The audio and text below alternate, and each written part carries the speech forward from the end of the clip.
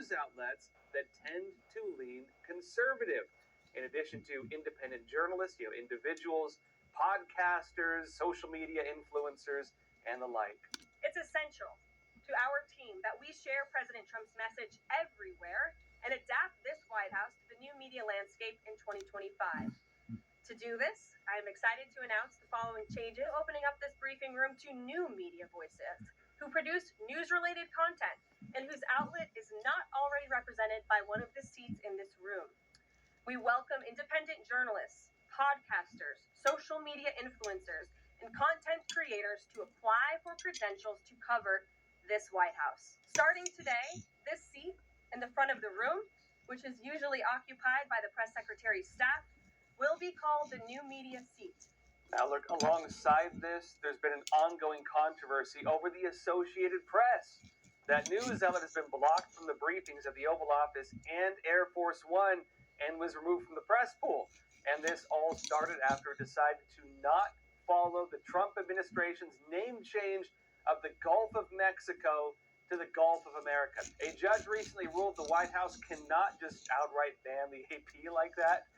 And the White House has found a way around that, is they've limited the access of newswire outlets overall. So not only is it AP, it's also Reuters, it's also Bloomberg. Now, similar shakeups have taken place at other official briefings, including at the Pentagon. Legacy news outlets there and elsewhere, including the New York Times and others, they now have to change their seats out. They have to rotate access to their workspaces. They have to share. CNN, for example, has to share with Newsmax. The Washington Post has to share with the Washington Examiner. Similar news outlets are having to share their spots with outlets from the other side of the political aisle, and a lot of them don't like that. They're taking their chairs. Now, a key part in all of this is that the Trump administration stopped allowing the White House Correspondents Association from deciding which news outlets get access to the key briefings on this, which ones decide who gets a seat and who does it, and so on.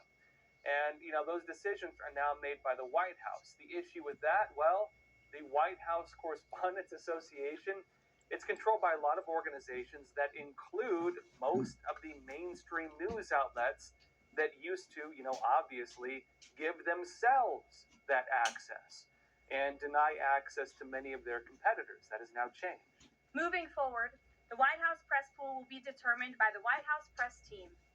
Legacy outlets who have participated in the press pool for decades will still be allowed to join, fear not, but we will also be offering the privilege to well-deserving outlets who have never been allowed to share in this awesome responsibility.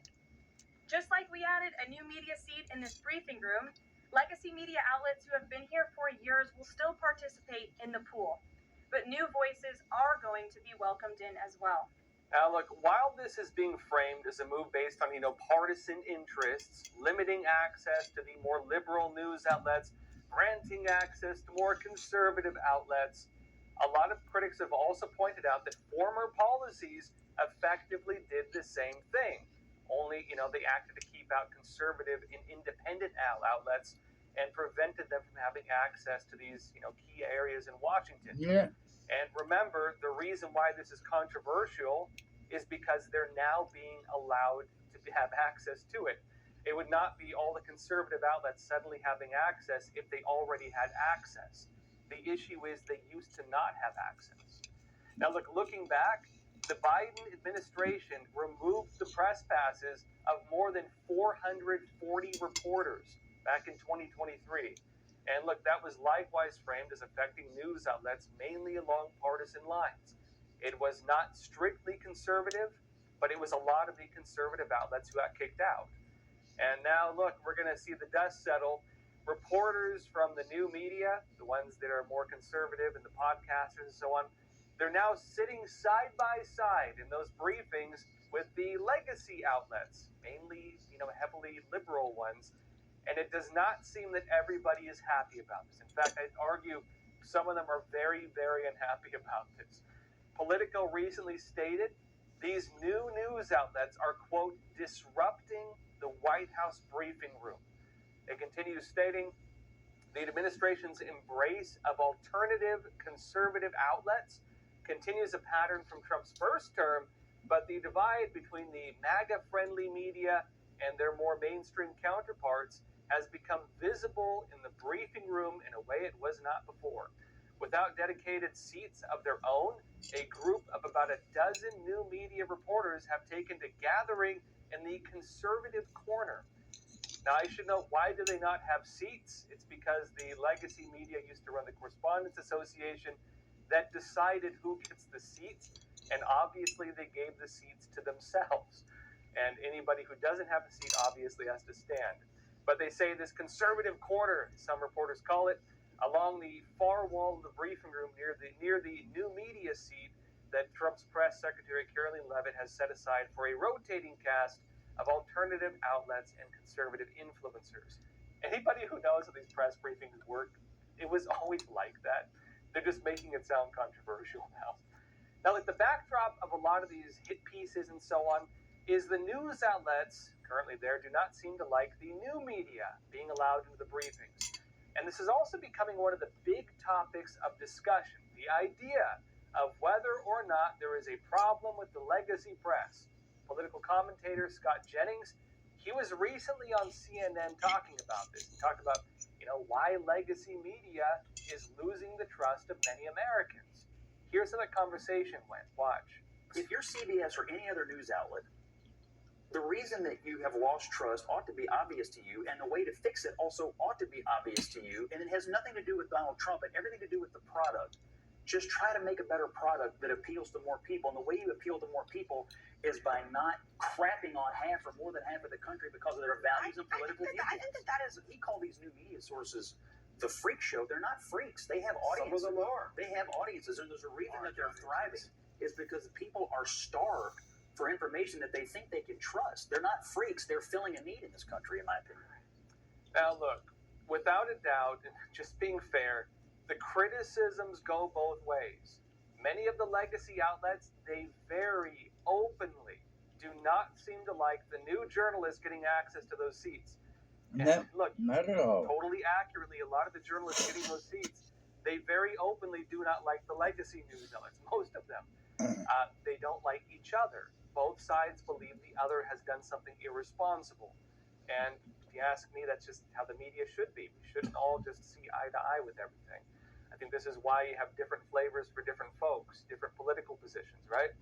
And the issue, though, having that kind of access, having access to the White House briefings and the Pentagon briefings and everything else, that means you get to ask the questions that direct political discourse.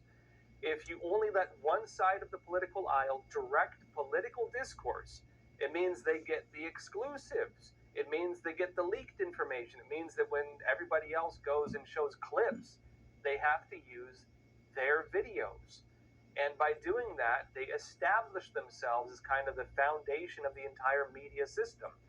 By disrupting that, which Trump has now done, by disrupting that, by allowing in the other side of the aisle, by allowing in independents, by allowing in others, they have seized, to a very large extent, the power of exclusives and the power to direct discourse that only one side used to really carry.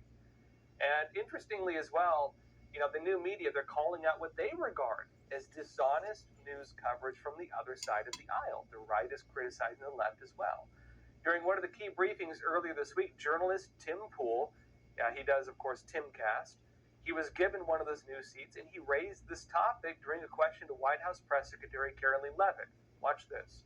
Many of these organizations that are represented in this room have marched in lockstep on false narratives, such as the over there on the bench. the Covington smear, and now what's being called the Maryland man hoax.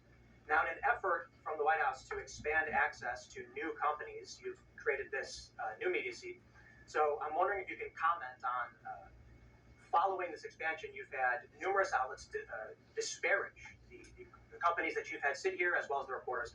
Well, we certainly welcome diverse viewpoints in this room, which is one of the reasons we have you in here. And you rightfully pointed out the Maryland Man story, which I, from this podium, when The Atlantic published it, on that very first day, I came to this podium and said, this is wrong. The press in this room have this story wrong, and we have seeing more and more evidence come to the table that we have had all along.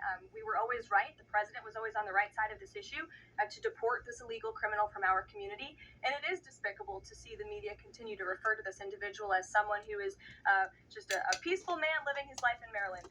Now, look, in my personal take, if you would ask me, I don't think there are any news outlets, any individual, any journalist, any person, I don't think anybody is totally free of bias. That's just the way people are. I would say myself, obviously, I have my opinions. Obviously, I'm biased in some regards. But as a journalist, you're made to kind of try to not be. There needs to be an effort to present the other side of the argument to people who don't agree with you in an accurate and fair way. And as a journalist, I try to suppress my biases, and I do try to see things from other people's eyes. The easiest way to do that, I think, is by imagining if the exact same thing you're witnessing was happening on the other side of the aisle and saying, how would I feel about that?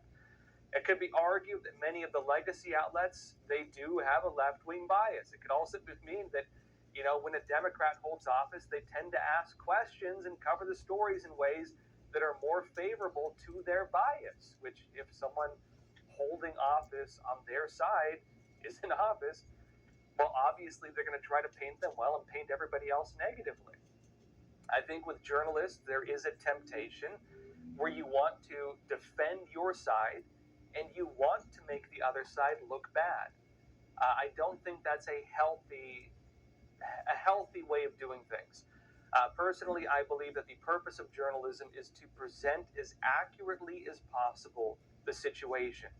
And that does mean presenting the arguments from the other side as they believe they should be argued.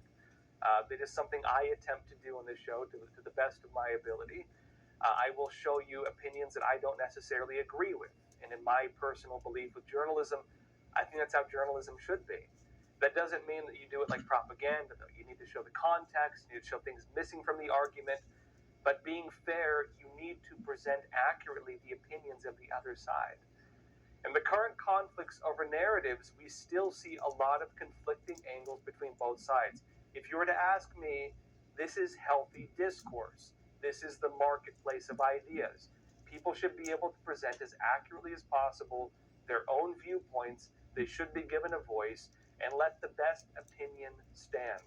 I think only when both sides can speak fully and freely and have access freely can you have actual discourse. And the problem with that is that if one side has in fact been lying or scheming or covering things up, they will be exposed for it when you allow normal, natural discourse to take place.